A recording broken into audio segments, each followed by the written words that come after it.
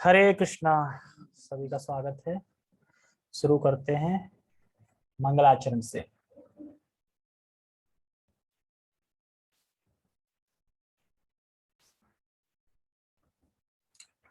ओम अज्ञानतिमिरान्धस्य ज्ञानञ्जनशलाकया चक्षुरुन्मीलितं येन तस्मै श्रीगुरुवे नमः। श्रीचैतन्यमनोभीष्टं स्थापितं येन भूतले स्वयं रूप कदा मह्यं ददाति स्वप्तिकान्तिकम्।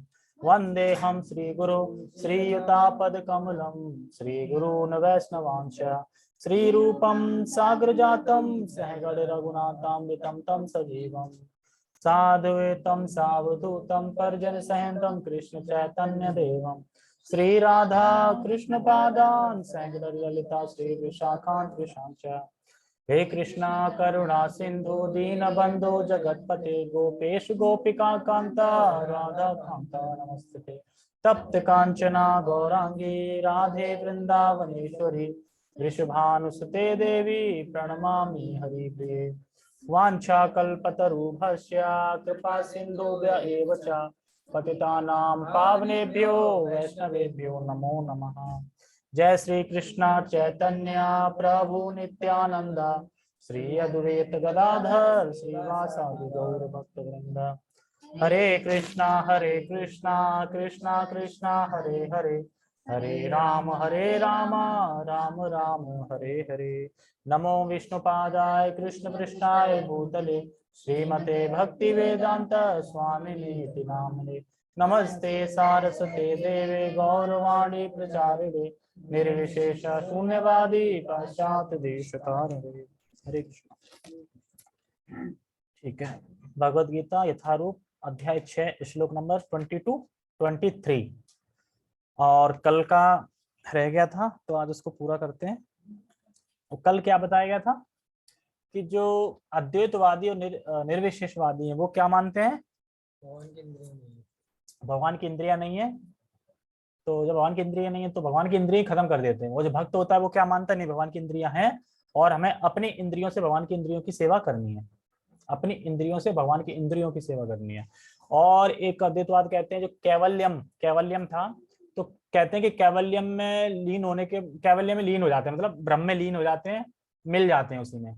लेकिन भक्ति कहते हैं कैवल्य में लीन होने का मतलब है अंतरंगा शक्ति है जो भगवान की राधा रानी, उसमें स्थित होना। और उसमें स्थित होने के बाद फिर हमें अनुभव होता है कि मैं कृष्ण का दास हूं और फिर हम भगवान की सेवा में नियोजित हो जाते हैं। ठीक है, ये सब बताया गया था।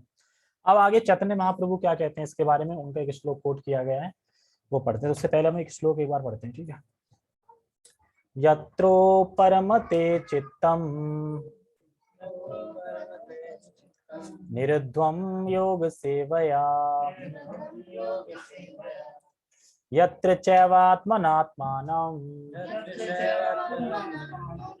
पश्यन्नात्मनि तुष्यति सुखमत्यन्तिकं यत्तद् बुद्धिग्राह्यमतीन्द्रियम् वेत्ति यत्र न चैवायं स्थितश्चलति तत्त्वतः यं लब्ध्वा चापरं लाभं मन्यते नाधिकं ततः यस्मिन् स्थितो न दुःखेन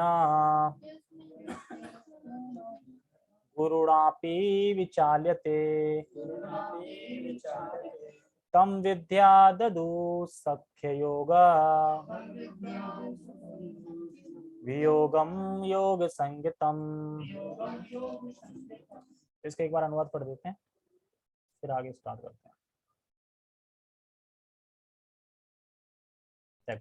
सिद्धि की अवस्था में, जैसे समाधि कहते हैं, मनुष्य का मन योगाभ्यास के द्वारा भौतिक मानसिक क्रियाओं से पूर्णतया सीमित हो गया। पूर्णतया बताया गया था, पूर्णतया पे कुछ बताया था, मतलब ऐसा नहीं है कि थोड़ा रह गया है, पूर्णतया हो गया है, मतलब कोई इच्छा नहीं है भौतिक। इस सिद्धि की विशेषता यह है कि मनुष्य शुद्ध मन से अपने को देख सकता है और अपने आप में आनंद उठा सकता है। अपने को देखने मतलब है आत्मा के दर्शन कर लेता है, भगवान दर्शन कर लेता है और फिर उसके बाद आनंद उठाता है। उस आनंदमय स्थिति में वह दिव्य इंद्रियों द्वारा असीम दिव्य सुख में स्थित रहे। दिव्य इंद्रिय मतलब रियल इंद्रिया, मतलब कौन सी? शुद्ध इंद्रिया। शुद्ध इंद्रिया कौन सी है? जब हमारी अभी अशुद्ध इंद्रिया है, भगवान की भक्ति करते करते जब ये जो अशुद्ध, जो अविद्या है, जब अविद्या हट जाएगी तब शुद्ध इंद्रिया आएंगी, तो उस इंद्रियों से फिर हम भगवान की सेवा कर पाएंगे। ठीक है। इस प्रकार स्थापित मनुष्य कभी सत्य से विपत नहीं होता और इस सुख की प्राप्ति हो जाने पर वह इससे बड़ा कोई दूसरा लाभ नहीं मानता। क्यों? अगर मान लो कि जब कृष्ण को पा लिया है, कृष्ण में स्थिर हो गया है, तो इससे बड़ा लाभ क्या हो सकता है? कृष्ण जिसको मिल गए हो, कृष्ण में प्रेम हो गया हो, ये चीज है। तो ऐसी स्थिति को पाकर मनुष्य बड़े से बड़ी कठिनाई में भी विचलित नहीं होता। कठिनाई में विचलित नहीं होता मतलब कठिनाई में विचलित नहीं होता मतलब जैसे कि कभी भक्ति में करते करते कोई दिक्कत आ जाती है, शादी पार्टी आ गई या कुछ आ गया, बीमारी आ गई, जो भी इश्यू आते हैं, तो उसमें वो विचलित नहीं होता। यह निसंदेह भौतिक संसर्ग से उत्पन्न होने वाले समस्त दुखों से वास्तविक मुक्ति है। तो हमने यहाँ तक पढ़ा था और अब आगे पढ़ते हैं। एक सेकेंड रुकना, इसको व्यू फुल करूँ मैं।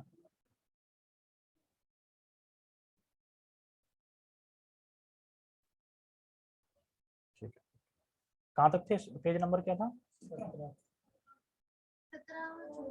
हाँ ठीक है, यस यस आ गया। तो हमने कल यहाँ तक पढ़ा था कि स्थिति से अवगत होता है। तो भैया अद्वैतवादी कहते हैं कि कैवल्य मतलब परम ब्रह्म में, मतलब जो भगवान है ना उसमें लीन हो गया, और जबकि ऐसा नहीं, कैवल्यम का मतलब है अंतरंगा शक्ति जो भगवान की, उसमें स्थित हो जाता है, मतलब आध्यात्मिक में स्थित हो जाता है वो शक्ति से, फिर वो समझ जाता है मैं कृष्ण का दास हूँ और ये सब चीजें। तो ठीक है, फिर अब आगे पढ़ते हैं। ओके, भगवान चैतन्य के शब्दों में यह अवस्था चेतो दर्पण मार्जनम अर्थात मन रूपी मलिन दर्पण का मार्जन शुद्धि है। यह मार्जन वास्तव में मुक्ति या भव महादावा अग्नि निर्वापणम है। प्रारंभिक निर्वाण सिद्धांत भी इस नियम के समान है। भागवतम में इसे स्वरूपेण व्यवस्थित कहा गया है। जैसे यहाँ पे बता रहे हैं चेतो दर्पण मार्जनम, इसका अर्थ क्या है? रोज पढ़ते हैं ना, जो हमारा हृदय शुद्ध हो जाएगा। हाँ, हृदय की सफाई, चेतो दर्पण मार्जनम, हृदय की सफाई, हृदय मतलब दर्पण की, हृदय में जो दर्पण है उसकी सफाई। इसका संबंध यहाँ पे चैतन्य महाप्रभु कर रहे हैं भव महादावाग्नि निर्वापणम से कर रहे हैं। ऐसा क्यों? ऐसा कहाँ? महा अलग है, चेतो दर्पण अलग है, तो इनका संबंध कैसे बिठा रहे हैं? मतलब तो ये यहाँ पे बता रहे हैं से क्यों कर रहे हैं, क्योंकि आत्मा अपनी पहचान इस शरीर से कर रही है। आत्मा अपनी पहचान किससे कर रही है? इस शरीर से कर रही है। इसलिए शरीर के सुख और दुख को वो अपना मान रही है। इसलिए तो मानते हैं, सुख दुख को अपना मानने लगते हैं, सुख दुख से अपना मान रही है और इससे प्रभावित हो रही है। सुख दुख को अपना मान लिया, फिर इससे प्रभावित हो रही है। सुख दुख मान लो कि पहले तुमने दुख को अपना माना, उसके बाद भी प्रभावित होंगे, रोएंगे, सैडनेस हो जाएंगे, घर बैठ जाएंगे, मतलब कुछ ना कुछ प्रभावित हो जाएंगे उस चीज से। जो जब हृदय शुद्ध हो जाएगा, क्या करें? चेतो दर्पण मार्जनम, जब हृदय शुद्ध हो जाएगा तो वह समझ जाएगा कि एक्चुअली ये सुख दुख मेरे नहीं है, ये तो भौतिक शरीर के हैं, मैं तो आत्मा हूं ना।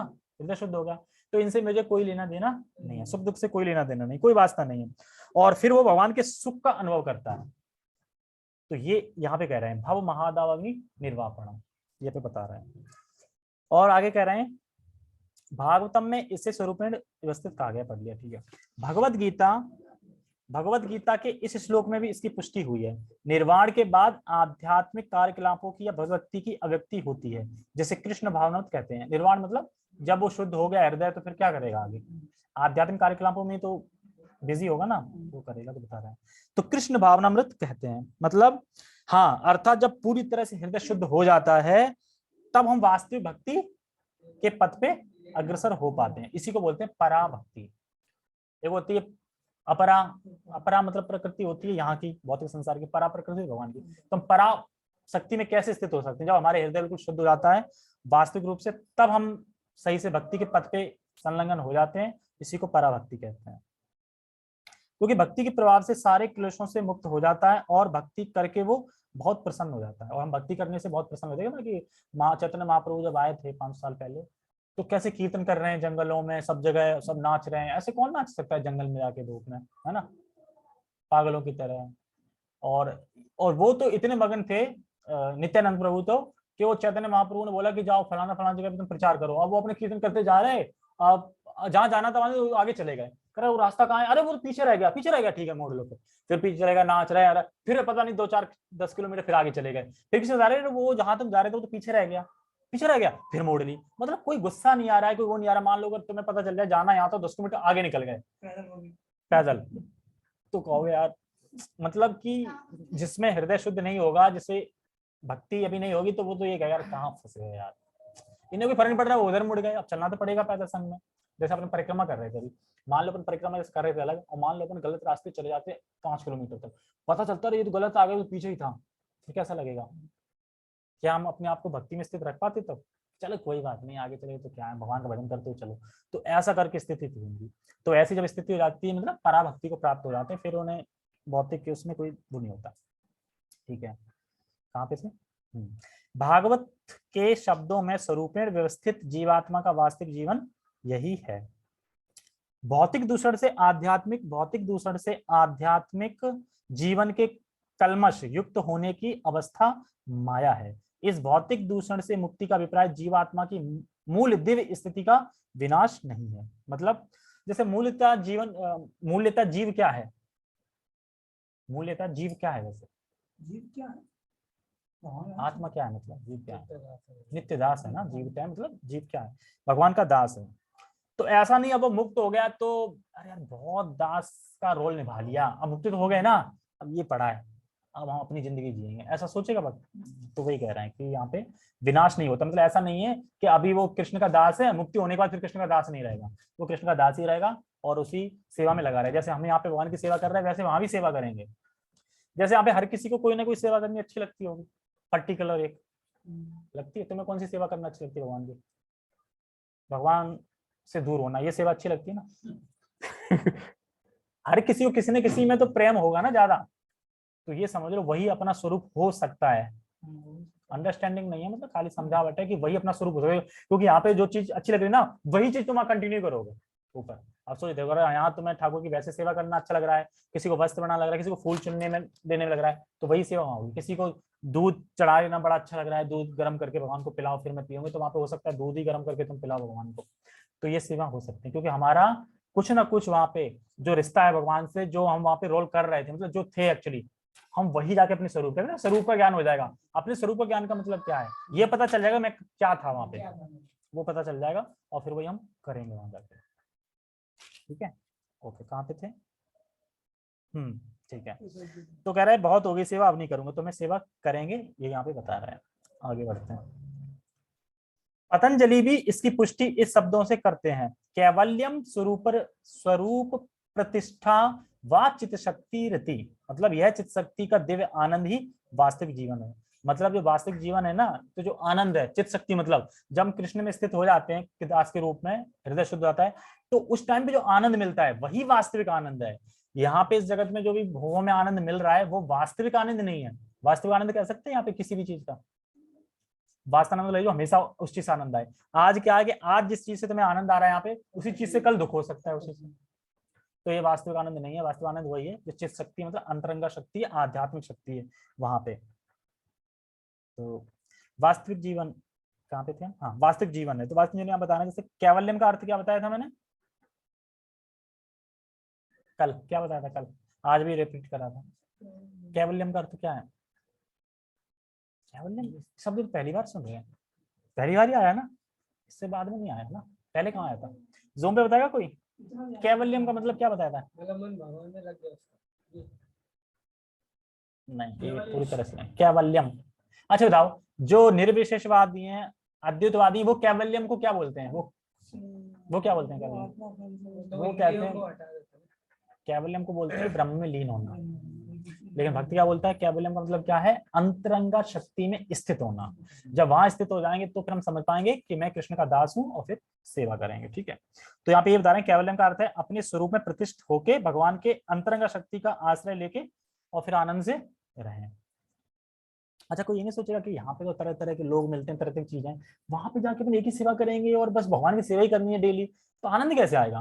पर वहां सोच नहीं सकते कितना आनंद आएगा। वहां पे कहने का मतलब ये नहीं है कि मतलब ये सेवा कर रहे हैं तो 24 घंटे भी सेवा ही कर रहे हैं। जैसे मान लो कि गोपी रहती थी ना, सब घर का काम वाम कर रही थी, आनंद में कितने रहती थी, हमेशा चिंतन किसका करती थी, कृष्ण का। तो ऐसे हम चिंतन हमेशा वहाँ कृष्ण का करेंगे।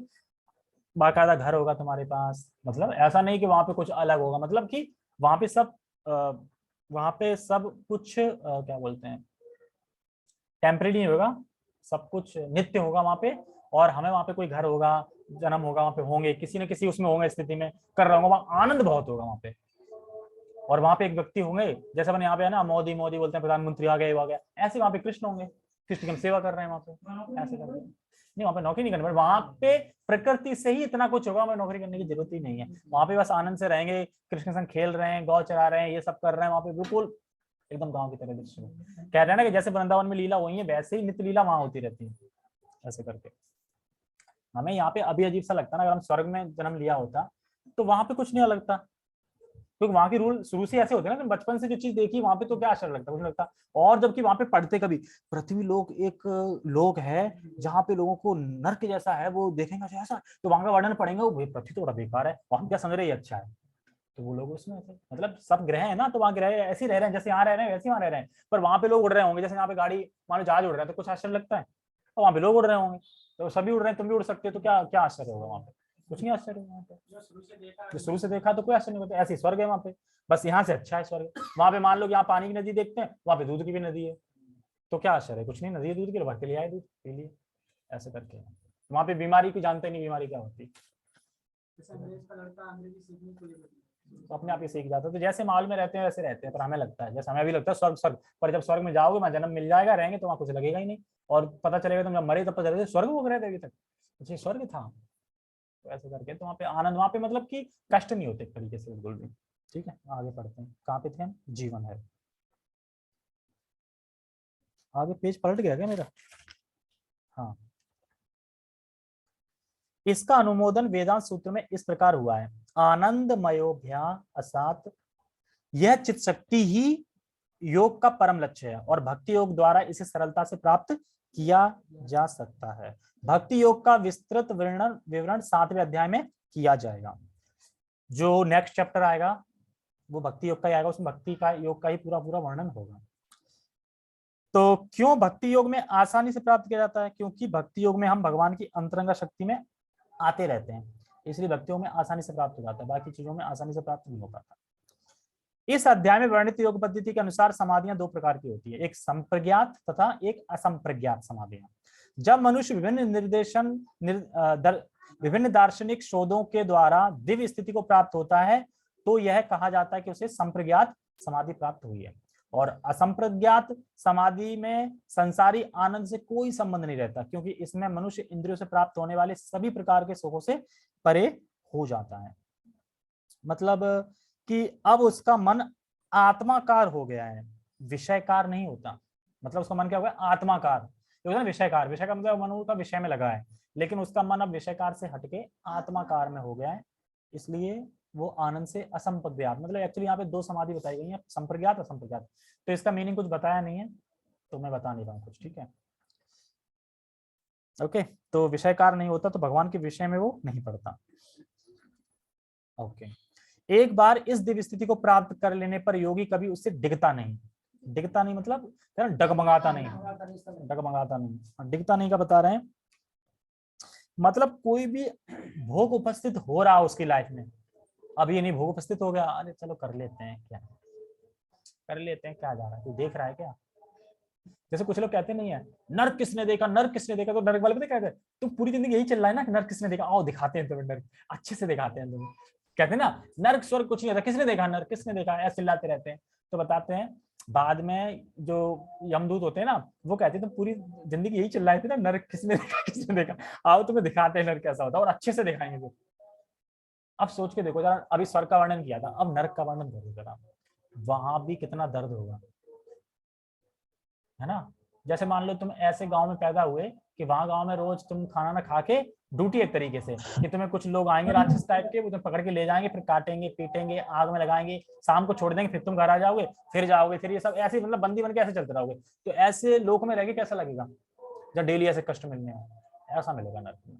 और जो फिर भगवान की भक्ति कर रहा है, हरे कृष्णा कर रहा है, वो तो खैर मुक्त हो जाएगा। उसे हाँ उसे कढ़ाई में फ्राई, बिल्कुल फ्राई किया जाएगा। मतलब तुम फील करके देखो ना कि दूसरे को फ्राई कर रहा है तो कैसा लगता है फ्राई करने में, अपने आप को फ्राई करके देखो। वो यात्रा शरीर देते हैं क्यों, और दर्द हो जाता और मरोगे नहीं। मुझे तो उसमें आ रहा था, जो काटते हैं ना, जो ऐसे काटते हैं जानवर को, ऐसे कर काटते हैं कचर कचर, बताते ऐसे उनको काटा जाता है कचर कचर, काट के फ्राई करा जाता है, फ्राई कर निकाला जाता है, फिर सुई से सिला जाता है, सिल के सही हो जाते हैं वो, फिर काटा जाता है, फिर फ्राई करा जाता है, फिर सिला जाता है। ऐसा होता है उनको साथ। अब सोचो कटने में कितना दर्द होता होगा, सिलने में कितना होता होगा, फ्राई होने में कितना होता होगा, और मर नहीं रहे। बहुत ज्यादा थरथरा जाओगे। मरने से क्यों डर लगता है, मरने से डर लगता है ना। जीवन का नहीं पता, जन्म का नहीं पता, लेकिन मरने से क्या, मरे तो हैं। मतलब मरने से क्या, खौफनाक मौत होती है ना तरीके से, तो मौत से सबको डर लगता है ना, कोई मरने को, और कभी भी आ सकती है। चलो खैर ठीक है, ये अलग पॉइंट हो जाएगा। तो हम कहाँ पे थे, दिखता नहीं, मतलब कोई भी भोग उपस्थित हो रहा है, दिखता नहीं है। और कोई भी कठिनाई आए उसमें भी दिखता नहीं। कठिनाई मतलब बीमारी आ सकती है। अब ऐसा नहीं कि ज्यादा बीमारी आ गई तो अब नहीं, दिगमगा नहीं रहे, उसमें तो डिगमगा जाते हैं। मतलब नॉर्मली जैसा अब जुकाम खांसी हो गया, अब पड़े हैं, जुकाम खांसी हो गया तो जुकाम खांसी में नहीं होता, ये सब चीजें बता रहे हैं। ठीक है, जब तक योगी इस स्थिति को प्राप्त नहीं कर लेता तब तक वह असफल रहता है। आजकल के तथाकथित योगाभ्यास में योगाभ्यास में विभिन्न इंद्रिय सुख सम्मिलित हैं, जो योग के सर्वथा विपरीत हैं। आजकल योग देखे ना, योग कर रहे हैं, खा रहे हैं, पी रहे हैं, भोग सम्मिलित है मतलब दुनिया भर के, तो कह रहे हैं ये योग नहीं है, फिर ये विपरीत है, मतलब दूसरा योग है। एक्चुअली यहाँ के लोगों ने बना लिया है योग, आसन कुछ करा दिया थोड़ा बहुत, आगे श्लोक में आएगा थोड़ा बहुत 1 2 3 ऐसा हाथ कर दे 1 2 3 4 5 6 इधर इधर, हाँ बस हो गया, आसन हो गया, ये हो गया, ये हो गया। कुछ नहीं, वो विपरीत है, क्योंकि सब भूख के ऊपर ही करे जा रहे हैं ना। एक्चुअली किसी का पेट सही नहीं यार, भूख नहीं लग रही थी कि तुम योगा करो, मतलब योग का मतलब भगवान से जुड़ना, वो तो जुड़ नहीं रहा है, वो जुड़ रहा है कि खाएं कैसे अच्छे से, तो योग के विपरीत, शरीर के लिए कर रहे हैं तो ये विपरीत है बिल्कुल। योगी होकर यदि कोई मैथुन तथा मादक द्रव्य सेवन में अनुरक्त होता है तो वह उपसाहजनक है, उपसाहजनक है। यहाँ तक कि जो योगी योग की सिद्धियों के प्रति आकर्षित है वे भी योग में आरूढ़ नहीं किए जा सकते। एक तो वो हो गया जो भोग के लिए कर रहा था, एक योगी वो हो गया चलो भोग के लिए नहीं कर रहा पर सिद्धियों प्राप्त करने के लिए कर रहा है, कि कोई सिद्धि मिल जाए, कहीं मैं हवा में चल लूं, पानी के ऊपर चल लूं, या किसी से कोई छू मंत्र करना सीख जाऊं, किसी के सर से भगाना सीख जाऊं। तो एक्चुअली वो फिर क्या है, वो एक्चुअली फिर क्यों कर रहा है, मतलब वो उसने पहले सिद्धि प्राप्त करने के लिए किया, सिद्धि प्राप्त करके क्या करेगा, पैसा मिलेगा फिर भोग करेगा, तो ये भी फिर योग में आरूढ़ निकाला जाएगा, मतलब रूढ़ और समाप्ति हो जाएंगे सिद्धि आगे। मतलब वही है, प्रभुपाद जी कहते हैं, मतलब तुमने अपने 25 साल गवाए सिर्फ 5 रुपए के लिए। मैं 5 रुपए नाव को देख के मैं वहां पहुंच गया और तुम वैसे पहुंच गए, तो तुमने क्या पाया। एक्चुअली अगर सोच के देखो ना तो उसने क्या किया, पानी पे चल के पार कर लिया, मैंने नाव पे बैठ के पार कर लिया, दोनों में पहुंच गए। भक्ति के लिए तो कुछ नहीं किया, बाद में लेंगे ठीक। ओके, कहाँ कहे जा सकते हैं, तो कहे जा सकते हैं, देखो योग आरूढ़ नहीं कहे जा सकते, हाँ, क्योंकि योग का अभ्यास इंद्र तृप्ति के लिए नहीं करना चाहिए। और समाधि का अर्थ है उसका चित्त भगवान के अलावा कहीं नहीं जाता, और सिद्धि प्राप्ति के लिए करेगा तो वो डिस्टर्ब हो जाएगा। मान लो कि समाधि का मतलब है कि आप भगवान के अलावा मेरा चित्त कहीं नहीं जा रहा, लेकिन सिद्धियों के लिए करेगा तो फिर उसका चित्त कहाँ जाएगा, सिद्धियों में, ये मिल जाए, ये सिद्धि मिल जाए। और एक्चुअली मिलती है सिद्धि, कि भगवान अगर इसमें सिद्धियां बोल रहे हैं तो इसका मतलब सिद्धियां मिलती हैं, मिल जाएगी। तुम्हें अगर सिद्धि कोई चाहिए कि किसी का भविष्य, मतलब किसी के बारे में थोड़ा बहुत बता सको, देखा नहीं लोग बता देते हैं, देख के बता देते हैं कुछ, और भी कोई जादू टोना कुछ करना, तो ये सिद्धियां सब मिल जाती हैं। मिल कैसे रही हैं, भगवान का वो करने से ही मिल रही हैं। तो हम इनमें व्यर्थ ना समय गवा के भगवान के प्रति करें, मतलब उसको कि हमें कैसे भगवान का प्रेम मिल जाए, कैसे भगवान प्राप्त हो जाए, इसमें लगाएंगे तो उसमें उसको बोला जाएगा योग आरूढ़। ठीक है, यदि योगी जन योग की अनुसंगिक वस्तुओं के प्रति आकर्षित हैं तो उन्हें सिद्ध अवस्था को प्राप्त नहीं कहा जा सकता, जैसा कि इस श्लोक में कहा गया है।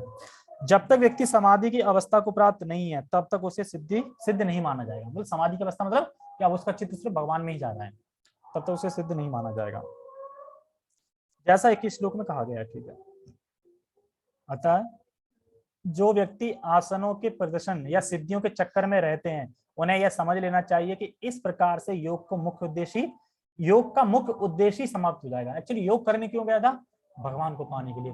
कर क्यों रहा है, सिद्धि प्राप्त करने के लिए। तो योग का मुख्य उद्देश्य क्या था, कृष्ण प्राप्ति, वो ना करके कुछ और ही कर रहा है, तो जो पूरा उद्देश्य है वही खत्म कर दिया। जैसे क्योंकि ठीक है, समझ आ रहा है उसमें। इस युग में योग की सर्वोत्तम पद्धति कृष्ण भावनामृत है, जो निराशा उत्पन्न करने वाली नहीं है। कभी कृष्ण भावनामृत में निराशा उत्पन्न हो सकती है तुम्हें? नहीं हो सकती, क्योंकि निराशा उत्पन्न करने वाली है अष्टांग योग की, क्योंकि हम कर ही नहीं सकते। एक्चुअली कोई अष्टांग योग करना चाह रहा है तो निराशा ही तो मिलेगी, क्यों मिलेगी? तुम कर ही नहीं सकते ना उसको।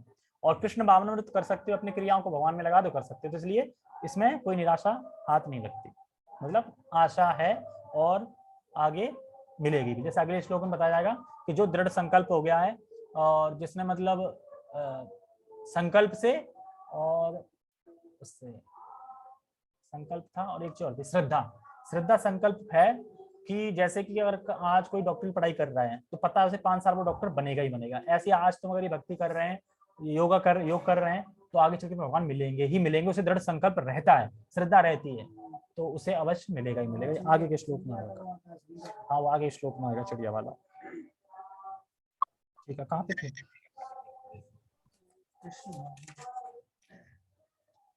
कृष्ण कराना नहीं है। एक कृष्ण भावनावित व्यक्ति अपने धर्म में इतना सुखी रहता है कि उसे किसी अन्य सुख की आकांक्षा नहीं रह जाती। मैं बताया ना, जब उसे गाजर के हलवा का दिया था ना, जब उसमें चीनी मिल जाए और चीनी ना हो तो उसमें कोई मिठास नहीं रही, और चीनी मिल रही है तो फिर क्या दिक्कत है? उसमें हलवा मिल रहा है एकदम गजब का। फिर ऐसा तो नहीं है कि बिना चीनी वाला हलवा चाहिए, तो उधर उधर वो नहीं जाता। इस दम्भ प्रदान युग में हठ योग, ध्यान योग तथा ज्ञान योग का अभ्यास करते हुए अनेक अवरोध आ सकते हैं। आते हैं? ज्ञान योग करके देख लियो, आएंगे। ध्यान योग करके देख लियो, मन लगेगा इधर उधर। हठ योग करके देख लियो, हठ योग, ठीक है। तो ये सब में अवरोध आएंगे, आ सकते हैं। किंतु कर्म योग, भक्ति योग के पालन में ऐसी समस्या सामने नहीं आती। मतलब बता रहे हैं क्योंकि हम अपने इंद्रियों के कार्य को भगवान को समर्पित कर रहे हैं, इसलिए हमें कोई समस्या नहीं आती। जब तक यह शरीर रहता है तब तक मनुष्य शरीर की आवश्यकताएं आहार, निद्रा, भय तथा मैथुन को पूरा करना होता है। किंतु जो व्यक्ति शुद्ध भक्ति योग में अथवा कृष्ण भावनामृत में स्थित होता है, वह शरीर की आवश्यकताओं की पूर्ति करते समय इंद्रियों को उत्तेजित नहीं करता। मतलब जितना जरूरी है शरीर के लिए, उतना जितना आवश्यक है शरीर के लिए, उतना ही वो ग्रहण करता है, ये बता रहे हैं यहाँ पे। ठीक है। प्रत्युत वह घाटे के सौदे का सर्वोत्तम उपयोग करके जीवन की न्यूनतम आवश्यकताओं को स्वीकार करता है और कृष्ण भावनामृत में दिव्य सुख भोगता है। मतलब जैसे ये शरीर बहुत खराब है, सबको पता है, शरीर दुख देने के लिए बनाए गए हैं, बहुत खराब है। और हम शरीर में जब तक हैं, वो कहता है हम शरीर में जब तक हैं तो हम शरीर की आवश्यकताओं को पूरी करते हैं। हम जब तक शरीर में सकते हैं, शरीर की आवश्यकता पूरी करते हैं, खाना पीना चलना ये सब करते हैं, पूरी करते हैं। क्यों करते हैं? क्योंकि इस शरीर से हमें अधिक से अधिक भगवान की भक्ति करनी है, इसलिए वो इस शरीर की आवश्यकता पूरी करता है, क्योंकि हमें इस शरीर से भगवान की अधिक से अधिक भक्ति करनी है और भगवान की भक्ति का सुख प्राप्त करना है। ये उसका वो रहता है, शरीर की आवश्यकताओं को पूरी करने का मेन रीजन। तो जो व्यक्ति इस जगत में महान बनना चाहता है वो भगवान की शरणागत कभी हो ही नहीं पाएगा। महान मतलब क्योंकि इसे पता है कि ये शरीर दुख का घर है, ये मुझे शरीर को बस इसलिए खिलाना पिलाना है ताकि मैं भक्ति कर सकूं। लेकिन जो कोई महान बनना चाह रहा है कि मैं मैनेजर बनना चाहता हूँ, मैं ये बनना चाहता हूँ, करोड़पति बनना चाहता हूँ, वो शरणागत हो ही नहीं पाएगा, क्योंकि वो तो शरीर को आनंद समझ रहा है ना, जबकि वो दुख है। ठीक है, कहाँ पे थे? हाँ, वह दुर्घटनाओं, रोगों, अभावों और यहाँ तक कि अपने प्रियजन की मृत्यु जैसी आपातकालीन घटनाओं के प्रति भी निरपेक्ष रहता है। किंतु कृष्ण भावनामृत या भक्ति योग संबंधी अपने कर्मों को पूरा करने में सदैव सचेत रहता है। मतलब जैसे मृत्यु हो गई, घर में कुछ हो गई, तो ऐसा नहीं कि उसके उसमें उसकी माला छूट गई। सचेत रहता है, भक्ति में सचेत रहता है, और क्योंकि वो जानता है कि एक्चुअली मृत्यु किसी की हुई नहीं है। हम जितना भक्ति करेंगे, मृत्यु जिसकी हुई उसको लाभ मिलेगा।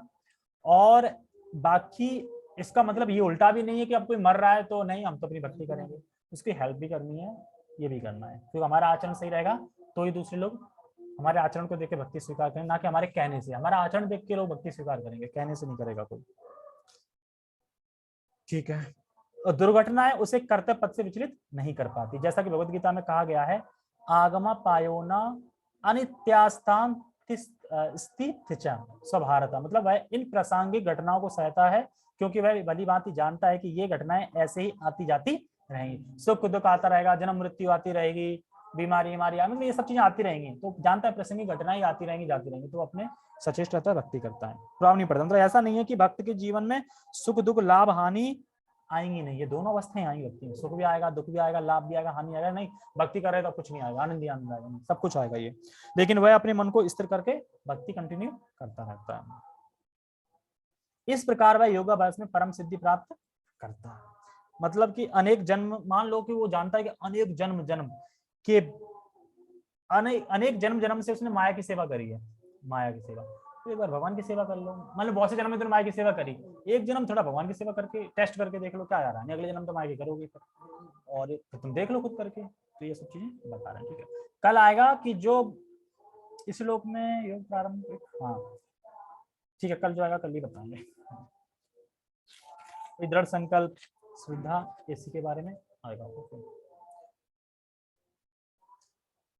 ठीक है। फिर जगत गुरु श्रील प्रभुपाद की जय, श्रीमद् भगवद गीता की जय, निताय निताय गौर प्रेमानंदे, हरि हरि बोल।